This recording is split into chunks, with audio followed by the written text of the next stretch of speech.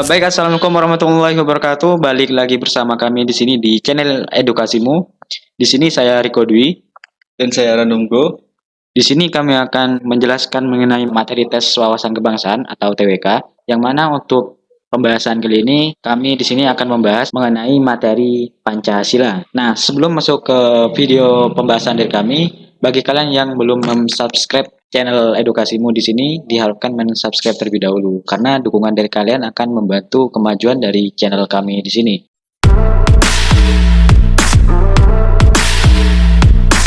Nah, baik teman-teman, masuk ke slide pertama di sini. Di sini ada definisi dari kata Pancasila, di mana untuk Pancasila di sini memiliki pengertian sebagai berikut. Pancasila di sini sebagai dasar ideologi dari negara Indonesia yang merupakan pandangan hidup atau cita-cita dan tujuan negara yang diatur dalam 5 sila. Untuk kata Pancasila sendiri berasal dari bahasa Sanskerta yang terdiri dari 2 kata, yaitu panca yang berarti 5 dan sila yang berarti prinsip atau dasar. Nah, baik, masuk ke slide selanjutnya. Di sini itu ada fungsi dan kedudukan dari Pancasila ya, teman-teman. Fungsi dan kedudukan dari Pancasila yang pertama di sini yaitu Pancasila sebagai dasar negara Indonesia. Yang mana untuk Pancasila sebagai dasar negara Indonesia di sini merupakan Pancasila yang mana dijadikan sebagai alas yang dijadikan pijakan serta dapat memberi kekuatan kepada berdirinya suatu negara. Sebagai dasar negara tentunya Pancasila berfungsi sebagai sumber kaidah hukum yang mengatur bangsa Indonesia, termasuk di dalamnya seluruh unsur-unsur yakni rakyat, pemerintah, dan wilayah. Kemudian di sini yang kedua di sini Pancasila sebagai jiwa bangsa Indonesia, yang mana Pancasila sebagai jiwa bangsa Indonesia adanya atau lahirnya bersamaan dengan adanya bangsa Indonesia, yaitu zaman Sriwijaya dan Majapahit. Bahkan jauh sebelum itu, jiwa Pancasila telah ada sejak dulu kala. Kemudian untuk yang ketiga di sini itu Pancasila sebagai kepribadian bangsa Indonesia, yang mana sikap, mental, tingkah laku, dan perbuatan bangsa Indonesia yang mempunyai ciri khas berbeda dengan bangsa lainnya. Ciri khas inilah yang kita maksud dengan kepribadian bangsa negara Indonesia atau Pancasila. Kemudian yang keempat di sini itu Pancasila sebagai sumber dari segala hukum, yang mana semua peraturan perundang-undangan yang berlaku di Indonesia haruslah sesuai atau tidak boleh bertentangan dengan nilai-nilai dari Pancasila. Kemudian yang kelima di sini itu Pancasila sebagai perjanjian luhur bangsa Indonesia pada saat mendirikan negara. Pancasila di sini merupakan perjanjian luhur yang telah disepakati oleh para pendiri bangsa yang harus dilaksanakan. Kemudian yang keenam di sini, Pancasila sebagai cita-cita dan tujuan bangsa Indonesia, yang mana untuk cita-cita luhur negara kita ditegaskan dalam pembukaan Undang-Undang Dasar 1945, yang mana merupakan penuangan jiwa proklamasi yaitu jiwa Pancasila, sehingga Pancasila merupakan cita-cita dan tujuan bangsa Indonesia. Nah, untuk poin-poin selanjutnya di sini akan dilanjutkan oleh teman saya. Selanjutnya yang nomor 7, yakni fungsi Pancasila sebagai ideologi bangsa dan negara. Sebagai suatu ideologi bangsa dan negara Indonesia, Pancasila pada hakikatnya bukan hanya merupakan suatu hasil perundungan atau pemikiran seseorang atau kelompok orang sebagaimana ideologi-ideologi lain di dunia. Namun, Pancasila diangkat dari nilai-nilai adat istiadat, nilai-nilai kebudayaan, serta nilai religius yang terdapat dalam pandangan hidup masyarakat Indonesia sebelum membentuk negara. Dengan kata lain, unsur-unsur yang merupakan materi atau bahan Pancasila tidak lain diangkat dari pandangan hidup masyarakat sendiri, sehingga bangsa ini merupakan kausa materialias atau asal bahan Pancasila. Selanjutnya, fungsi dan kedudukan Pancasila yang kedelapan yakni Pancasila sebagai filsafat hidup bangsa Indonesia.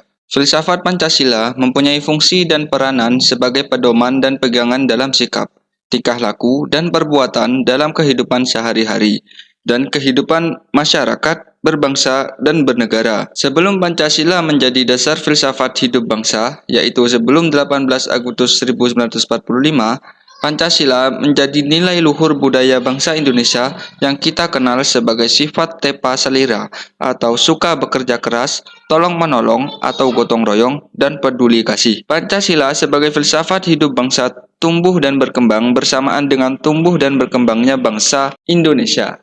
Pancasila yang merupakan filsafat hidup bangsa Indonesia yang mengandung nilai-nilai dasar yang dijunjung tinggi oleh bangsa Indonesia. Nilai dasar yang dimaksud, nilai ketuhanan, nilai kemanusiaan, nilai persatuan, nilai kerakyatan, dan nilai keadilan sosial. yang urutannya memuat dalam alinea 4 pembukaan UUD 1945.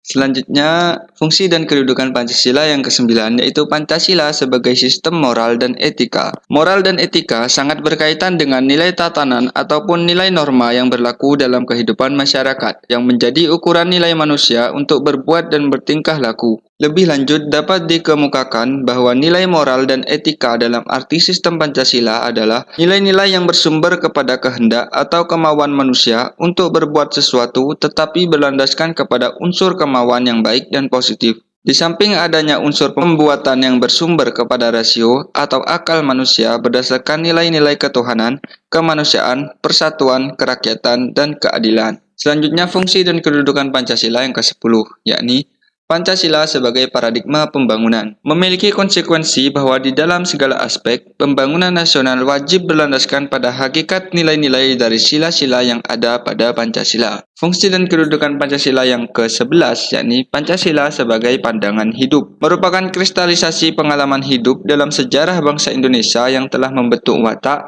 sikap, perilaku, etika, dan tatanan norma yang telah melahirkan pandangan hidup. Pandangan hidup berguna sebagai pedoman untuk mengatur hubungan sesama manusia, hubungan manusia dengan Tuhan, dan hubungan manusia dengan lingkungan.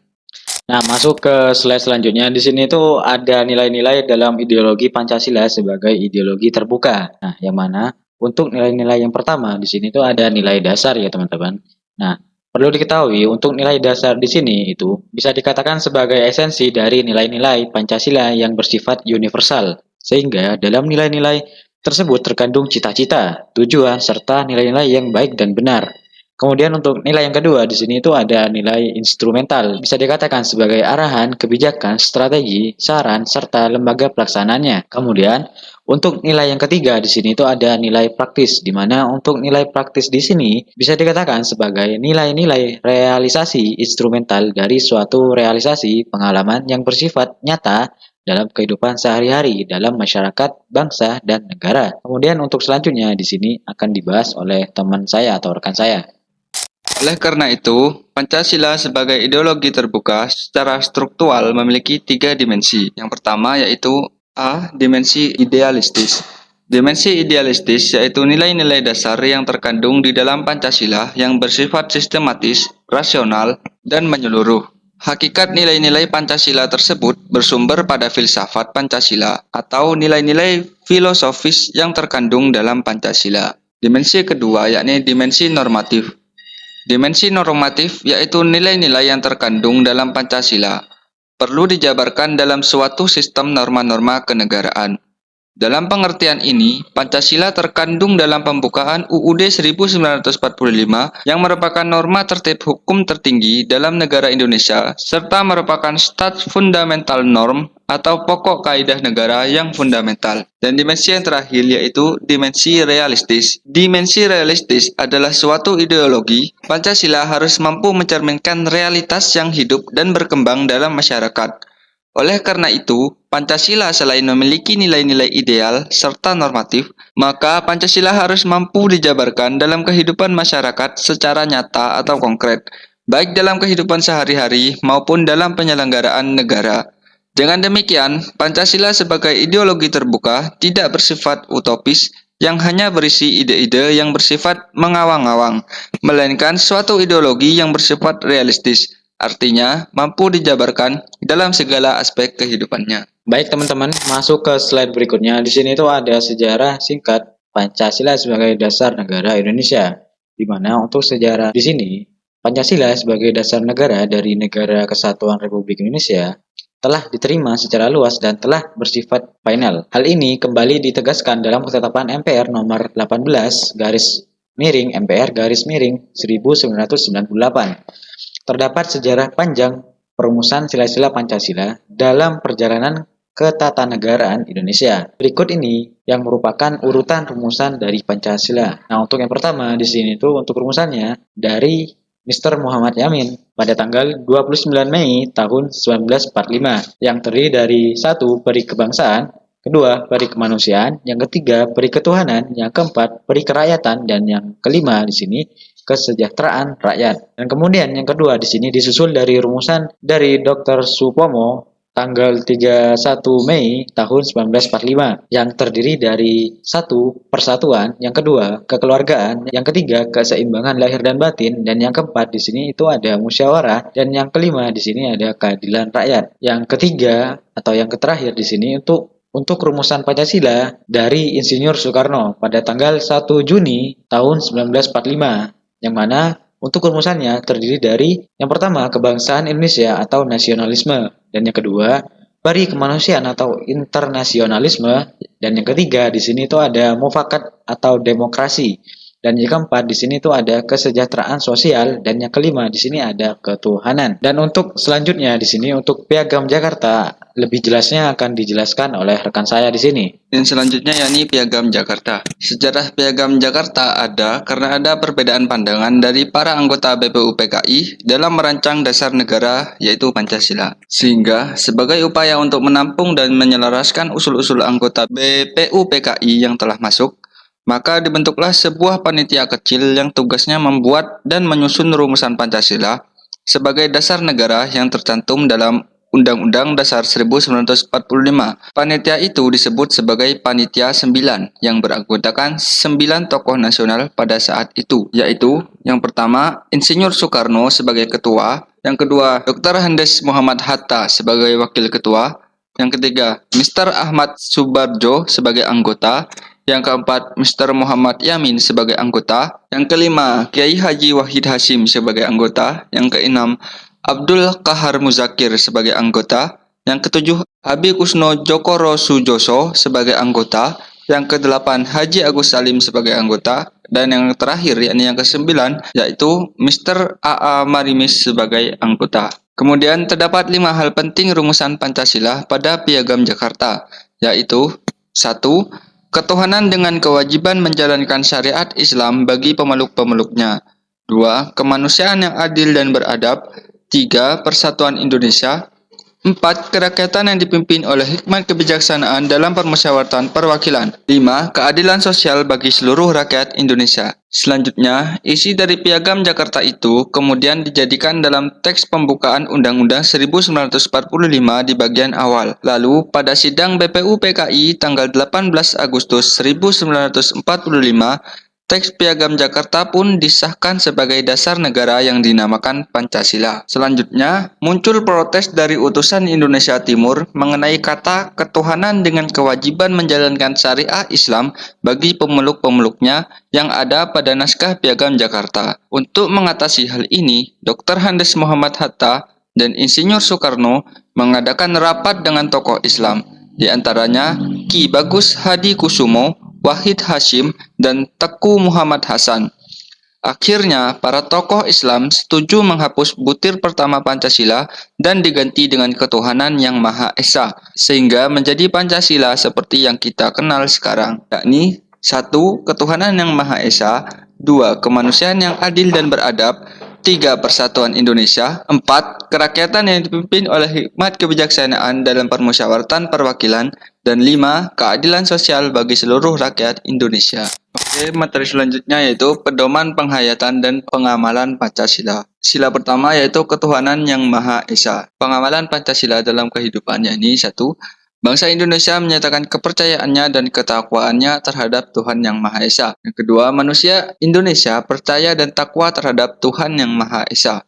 Yang ketiga, mengembangkan sikap hormat, menghormati, dan bekerja sama antara pemeluk agama dengan penganut kepercayaan yang berbeda-beda terhadap Tuhan Yang Maha Esa. Yang keempat, yakni membina kerukunan hidup di antara sesama umat beragama dan kepercayaan terhadap Tuhan Yang Maha Esa. Yang kelima, yakni agama dan kepercayaan terhadap Tuhan Yang Maha Esa adalah masalah yang menyangkut hubungan pribadi manusia dengan agama dan kepercayaannya masing-masing. Yang keenam, mengembangkan sikap saling menghormati kebebasan menjalankan ibadah sesuai dengan agama dan kepercayaan masing-masing.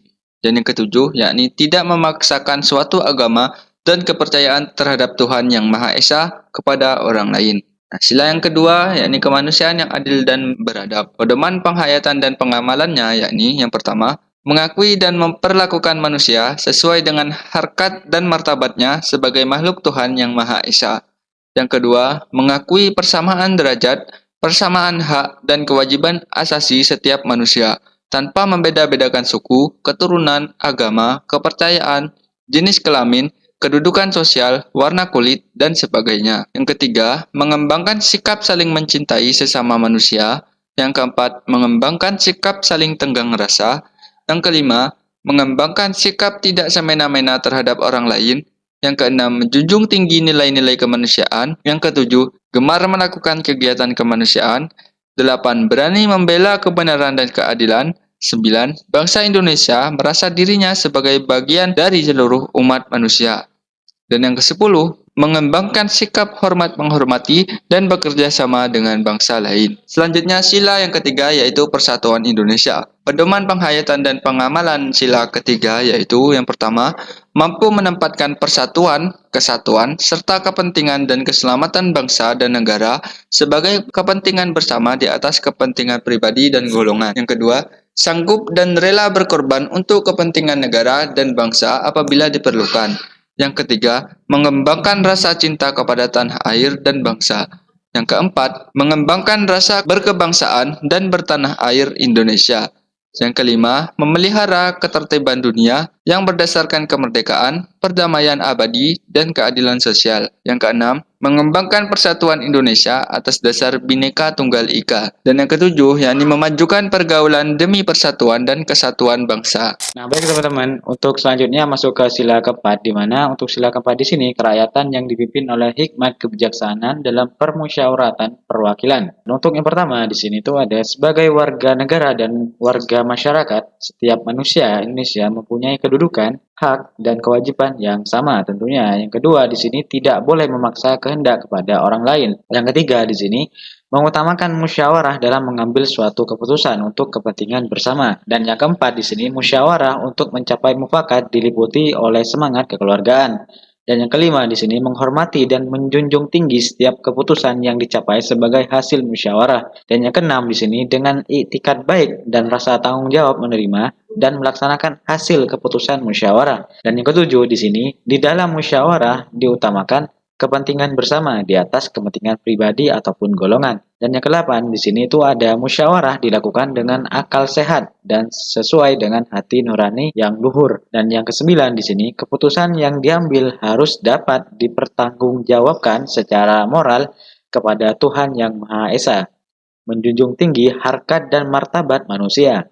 Nilai-nilai kebenaran dan keadilan mengutamakan persatuan dan kesatuan demi kepentingan bersama. Dan yang ke-10 di sini memberikan kepercayaan kepada wakil-wakil yang dipercayai untuk melaksanakan permusyawaratan. Nah, untuk selanjutnya di sini masuk ke sila yang kelima. Di sini itu ada keadilan sosial bagi seluruh rakyat Indonesia, di mana terdiri dari yang pertama di sini mengembangkan perbuatan yang luhur yang mencerminkan sikap dan suasana kekeluargaan dan kegotong royongan. Dan yang kedua di sini mengembangkan sikap adil terhadap sesama. Yang ketiga di sini menjaga keseimbangan antara hak dan kewajiban, dan yang keempat di sini menghormati hak orang lain, dan yang kelima di sini suka memberi pertolongan kepada orang lain agar dapat berdiri sendiri, dan yang keenam di sini tidak menggunakan hak milik untuk usaha-usaha yang bersifat pemerasan terhadap orang lain. Dan yang ketujuh di sini tidak menggunakan hak milik untuk hal-hal yang bersifat pemborosan dan gaya hidup mewah. Yang kedelapan di sini tidak menggunakan hak milik untuk bertentangan dengan atau merugikan kepentingan umum. Dan yang kesembilan di sini suka bekerja keras, dan yang kesepuluh di sini suka menghargai hasil karya orang lain yang bermanfaat bagi kemajuan dan kesejahteraan bersama. Dan yang terakhir di sini suka melakukan kegiatan dalam rangka mewujudkan kemajuan yang merata dan berkeadilan sosial.